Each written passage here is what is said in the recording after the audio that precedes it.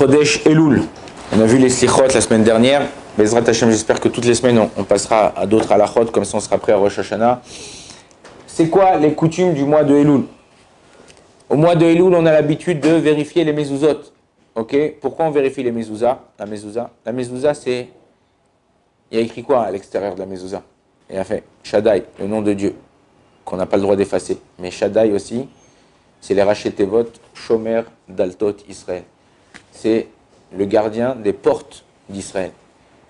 Souvent des mecs qui ont des belles maisons, qui ont de l'argent à la maison, et mettent des alarmes à l'extérieur. Toi, ton alarme, ta protection, c'est ta mezuzah. Mais non, si la mezuzah, il y a un problème à l'intérieur, en général, quand tu achètes une mezuzah, elle a été vérifiée 2 fois. Une fois par l'ordi, okay, qui vérifie qu'il n'y a pas de manque de lettres. L'ordi, il fait que ça. Ne croyez pas que l'ordi, c'est ChatGPT. Ouais.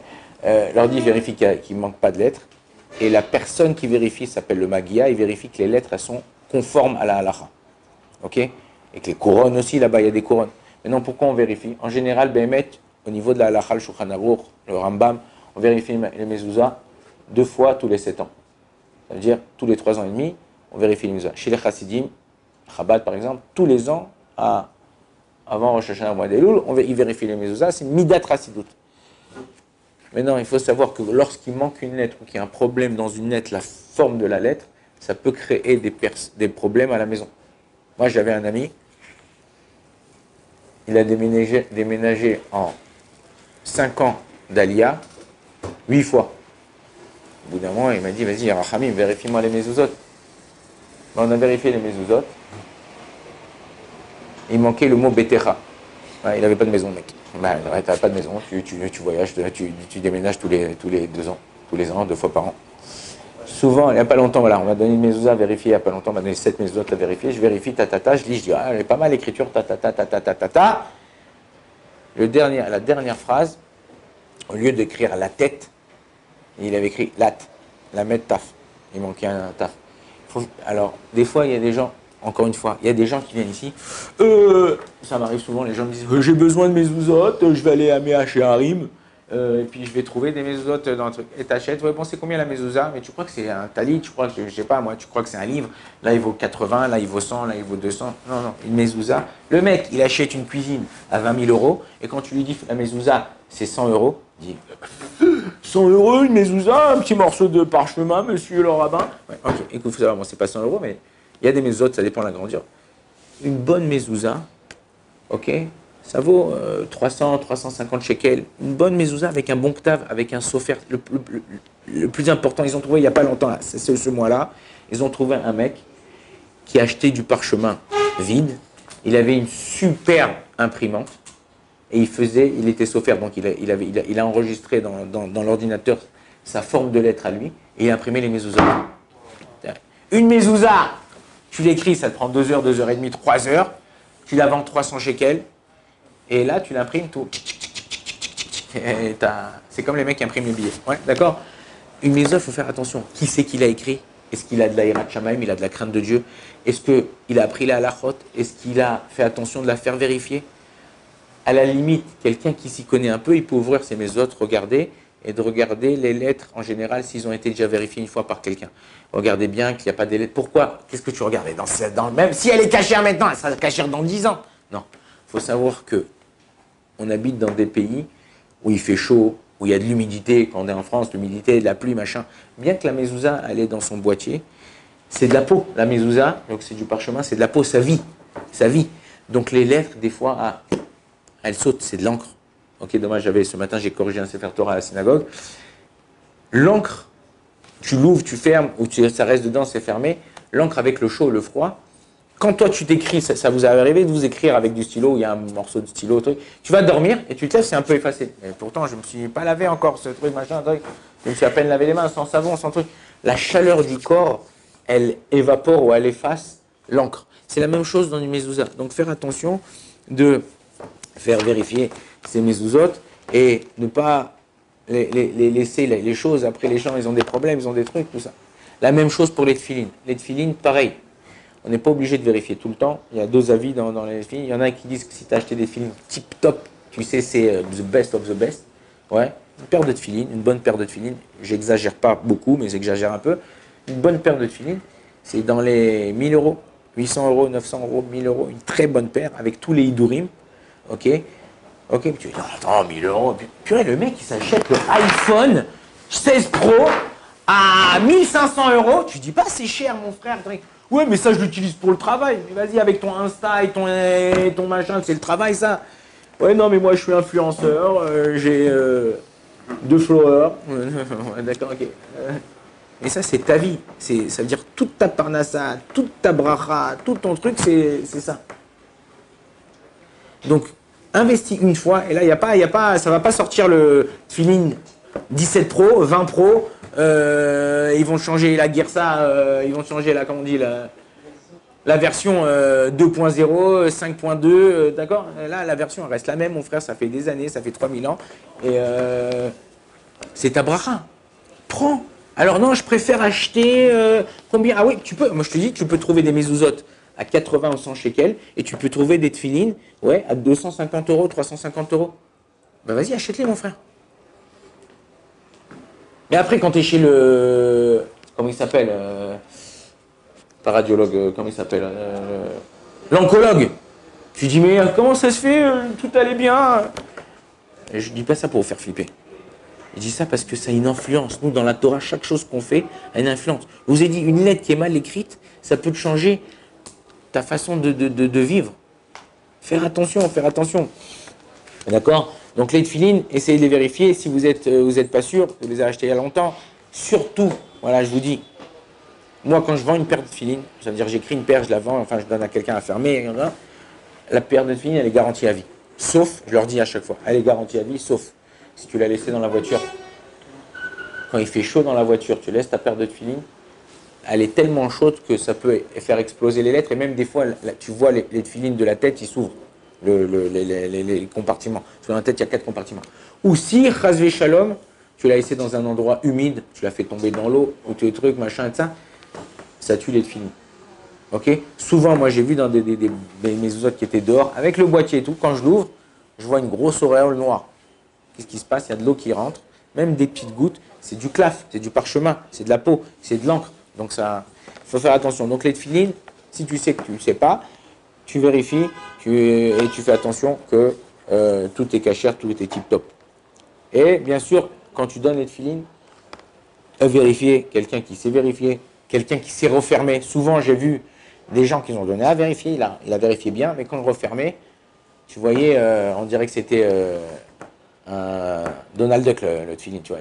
Il était ouvert en bas au niveau du truc, il y avait encore un... Bon, il faut faire attention de donner à des gens qui savent faire leur travail, ok?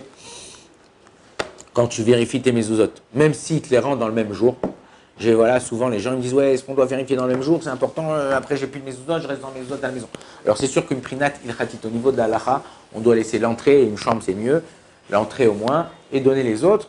Ou sinon, si tu le fais dans la même journée, tu peux tout enlever et que tu mets dans la journée. Quand tu remets les mezuzot, faire attention de bien noter. Alors les gens ils disent salon, chambre à coucher parents, chambre à coucher enfants.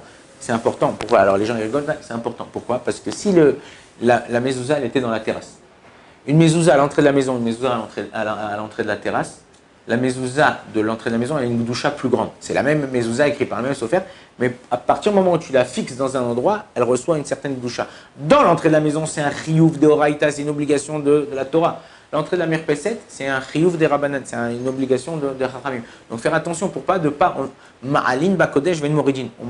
On fait monter dans le sein, on descend pas. Donc si entre les chambres, il n'y a pas de problème. Si c'était la chambre du petit, la chambre de la sœur, machin, tout ça, il n'y a pas de problème, ouais. Ça reste la même doucha. Par contre, quand tu mets de la mirpesset ou tu mets dans un endroit que c'est pas obligé, ça faut faire attention. Quand je remets, même s'il m'a rendu la mezouza le même jour, je refais la bracha. Pourquoi? Parce que si je l'ai donné à vérifier, c'est que je pensais qu'il y avait peut-être un problème ou qu'il me manquait une lettre. Donc, étant donné qu'il y a essea hadat, on dit comment en français, il y a oubli, il y a changé de mode, ouais, tu ne pensais plus à tes mezuzot. Donc quand je remets les mezuzot, je les remets avec la bracha. Ça, c'est ce qui concerne tefilin mezuzot. On a l'habitude de lire pendant, je ne sais pas si vous le faites à l'Yeshiva, mais c'est important, de lire. Nous, les Sfaradim, on le fait toute l'année, le matin, mais les Ashkenazim, c'est le Harizal, de Rosh Chodesh Elul jusqu'à Hoshana Rabbah Simchat Torah, on lit le Mizmor et David Hashem Roi Veishi. David Hashem Roi Veishi, ouais, c'est un Mizmor. Pourquoi on lit ce Mizmor-là? Le Chaye Adam, il dit comme ça que toute personne qui lit ce Mizmor de Elul jusqu'à Hoshana Rabbah, même s'il y a des mauvaises xérot sur lui, des mauvais décrets, c'est lui, il annule tous les décrets. Ah, mais comment c'est possible? Ben, parce qu'en vérité, il y a plus, dans chaque Mizmor que David Ameler il a écrit, il y a des secrets. Je ne sais pas si vous avez vu, souvent dans les Teilim,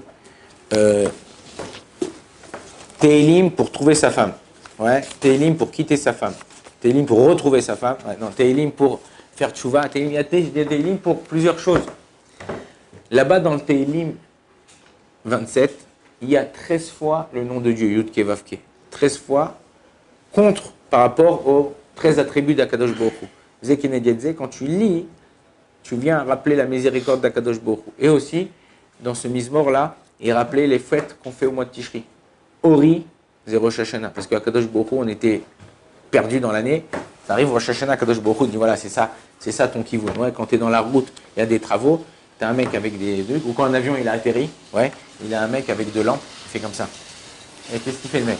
Il est en soirée de danse, le train, c'est pas quoi, qu'est-ce qu'il fait? Non, il monte à l'avion, fais attention, là c'est la piste d'atterrissage. Ok, la même chose, la Kadosh Baruch Hu, il nous montre au début de l'année, c'est quoi la direction qu'un homme il doit prendre? Ori, ma lumière. Ishi, ma délivrance, c'est Yom Kippour. Pourquoi? Parce qu'à partir du moment où tu fais Yom Kippour, à Kadosh Baruch Hu, il te pardonne tes fautes, tout ça, ça y est, je suis délivré de tout ce joug que j'avais sur moi. Et après, à la fin, on dit dans le Mizmor, Ki itzpeneni besuko. Kadosh Baruch Hu, il nous dirige dans sa protection. Sukkot, ça fait allusion à Sukkot. On vient et on fait la fête de Sukkot. Donc, il y a aussi dans ce Mizmor-là rapporté l'importance de la fête de Sukkot aussi. En général, après qu'on dit ce Mizmor-là, dans la synagogue, je vous ai dit, on le dit le matin, on le dit le soir vite. Chez Ashkenazim, ils font tout de suite Kaddish. Après, nous aussi, c'est bien de faire Kaddish après de faire ce Mizmor.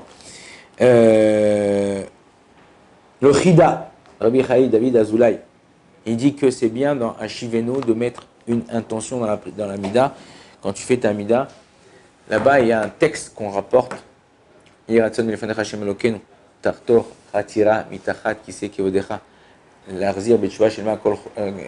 demande à Kadosh Baruch Hu de faire une petite place en dessous son trône divin pour faire tchouva à nous-mêmes d'abord. Tarziren et Libi, tu vois, et après à des gens, tu connais des gens qui sont loin de la Torah, qui font rien, qui sont à l'ouest, prie pour eux, prie pour eux. Il dit, mais à quoi? Moi, quand je fais tchouva, en, akol midei shamaim, chutz mirat shamaim, la Gemara nous dit dans 2 endroits, à la fin de Megillah, et elle dit que tout vient de Dieu, sauf la crainte de Dieu. La crainte de Dieu, c'est même toi. Donc en quoi, quand je vais prier pour quelqu'un, ça va l'aider? Et en vérité, tu pries pour quelqu'un pour éviter qu'il ait des épreuves et que quand il n'a pas d'épreuves, il dit purée, il réveille, il dit ah, Kadosh Baruch Hu, il me fait ça, il me fait ça, il me fait ça. Ouais. Il y a la chanson là qui est sortie là, Kadosh Baruch Hu, ouais. C'est-à-dire quand tu sais qu'il y a quelqu'un qui est doeg pour toi, qui s'inquiète pour toi, qui fait pour toi, tu peux t'embrouiller avec tes parents, tout ça et tout. Mais une père, une mère, ils vont t'appeler, comment ça va mon fils? Ah, tu lui as parlé mal, truc, mais comment ça va? Tout va bien, un truc, tu as besoin de quelque chose. Les parents, tu peux faire la plus grande bêtise du monde, ils seront là pour nous tout le temps, nous soutenir, nous aider, machin. La même chose, à Kadosh Baruch Hu, il n'y a pas plus grand que le père de Avinu chez Bachamen. Ok? Notre père qui est aux cieux. Lui, il est là, il s'inquiète à chaque fois. Donc si nous, on prie pour quelqu'un de ça, il va aider la personne pour pouvoir aider la personne. Les gens, tu leur dis, moi, Deloun, vas-y, mon frère, viens au slichot. Ouais, non, demain, après, j'ai pas le temps, je suis fatigué, machin. Et quand ta femme dit viens on va au resto, viens on va voir un film au cinéma et tout, t'es pas fatigué mon frère. Ouais tu vas et tout, quand tu regardes ta série, tu les enchaînes les séries, tu regardes l'heure, il est 3h, 4h du matin, tu dis oh là là, je suis fatigué, comment je vais me lever au boulot? Tu dis pas ouais bon je vais être fatigué, non. C'est hot mon frère, c'est 40 jours. Réveille-toi à la tchouva avant qu'il soit trop tard. Réveille-toi à la tchouva. Il y avait 2 villes mitoyennes, 2 pays, pardon. 2 pays mitoyens. Vous savez que il y a des problèmes entre le Mexique et les États-Unis. Les Mexicains ne peuvent pas rentrer comme ils veulent aux États-Unis. Mais non, les Juifs font toujours, ils savent, le business. Au Mexique, il n'y a pas de ça. Donc on va s'organiser pour aller au Mexique pour vendre ça. Et les Mexicains, les Juifs mexicains, il y a des Juifs au Mexique. Hier, j'étais avec un ami, un Juif mexicain. Il y a des trucs qu'il n'y a pas aux États-Unis, tac, tac, tac, ils vont s'arranger. Non, il y a une fois où ils ont fermé, ils ont dit on ferme la frontière. Les Juifs, ils ont dit comment on va faire passer la cam? Pas la drogue, Razvé Shalom, mais comment on va faire passer la cam? Un des Juifs, le Juif il est refif, ouais. Et elle dit mais j'ai une idée mon frère. Il y a un cimetière juif au Mexique. On va dire que la personne qui est morte, elle est mexicaine, on va trouver une embrouille, et hop, on fait passer le cercueil, mais à l'intérieur, on met la cam. Et donc, là, la marchandise. Ah, ok, c'est comme ça que vous dites. Ouais. Or you spell the answer in English. Hein? Comment tu dis ça en anglais? Merchandise. Marchandise. Ok. Donc, ils ont dit ça. La première fois, ils sont passés, ils étaient style costume noir, lunettes noires, style ça allait pas avec le truc et tout ça. Ils passaient, super magnifique, ils font passer. Deuxième fois, troisième fois. Puis au bout d'un moment, tu t'habitues. Et tu vois les mecs en train de notre pote des trucs, ils disent, ils rigolent, l'autre il fait un truc et tout, pas. Le mec de la douane, il est pas ouf. Il dit, stop! Open the door! Ouvre le cercueil. Dis non, s'il vous plaît, écoutez, machin, ta. Ouvrez! Ils ouvrent, ils voient tous les trucs et tout. Tac, ils se font arrêter, prendre toute la marchandise, tout ça. Et Chachamim me dit c'est exactement la même chose. Si t'avais pleuré quand tu prends le cercueil, tu passes, le douanier, il n'aurait rien vu. Il leur dit regarde, les pauvres, ils ont perdu quelqu'un. Mais si quand tu passes le cercueil, tu rigoles, t'es là, t'es top. Il dit mais il y a un problème là, un truc. La même chose, on est au mois des Louls, c'est la fin là. Là, Kadosh Baruch Hu, il vérifie tout. Si tu pleures, tu dis à Kadosh Baruch Hu, pardonne-moi, je sais que j'ai fait des erreurs, tu reconnais tes erreurs. Modé ve'ozev yerucham. Celui qui reconnaît, ouais, et qui abandonne la faute, modé, il reconnaît, ozev, il abandonne la faute. À Kadosh Baruch Hu, yerucham, il est miséricorde avec lui. Mais si toi tu continues à faire des techniques, ouais, tu fais des, ok. Alors Kadosh Baruch Hu, il dit, mon fils, tu peux passer une fois, deux fois, trois fois. Mais regarde, lui il pleure, lui elle pleure, lui tu lui as fait ça, elle tu lui as fait ça. Ça passe pas à bout d'un moment. Ok. Important de lire les Teilim chez les Chabad, chez Lubavitch. Ils lisent après la Tfila chez les Sfarad, chez les Ashkenazim aussi. 10 psaumes tous les jours après la Tfila. Ouais, 10 psaumes après la Tfila. Les Chabad, eux, ils font les psaumes du jour, c'est 4-5 psaumes. Et ils font 3 psaumes en plus tous les jours. À la fin, il y a 30 jours dans le mois. À la fin de Tishri, tu as lu 90 psaumes. Après, jusqu'à Kippour, encore 30. Ça fait 120. Il t'en reste 30. Tu dis 10, 10, 10 à chaque tfila. Et tu as terminé à Kippour le Teilim. À part d'avoir terminé le Teilim à Rosh Hashanah, parce que tu as fait tous les jours le jour du jour. Dans le Teilim, il y a 150 psaumes. 150 psaumes x 2, ça fait 300. 300, c'est quoi? C'est le numéro du loto, il faut que tu joues. Non. 300, c'est quoi? C'est la même valeur numérique que Kaper. C'est quoi Kaper? Kaf, P, Resh. Kaper, c'est pardonner. Kaf, c'est 20. P, c'est 80. Resh, c'est 200. Ça fait 300. En lisant 2 fois le Teilim, c'est une façon de se faire pardonner ses fautes. Bien sûr, en abandonnant ce qu'on faisait avant, mais il faut faire attention de lire comme il faut et d'ajouter. Ajoute un petit truc. C'est quoi de lire 3 Teilim en plus par jour? Ça te coûte quoi? Rien du tout. Le Teilim, c'est la chose... On ne comprend pas, mais c'est quelque chose qui est transcendant. C'est quelque chose qui ouvre toutes les portes. Donc, un petit Teilim, un petit bracha, un petit truc que tu fais. Ajouter un petit limoud en plus. Voilà, tu prends Chafetz Chaim en français,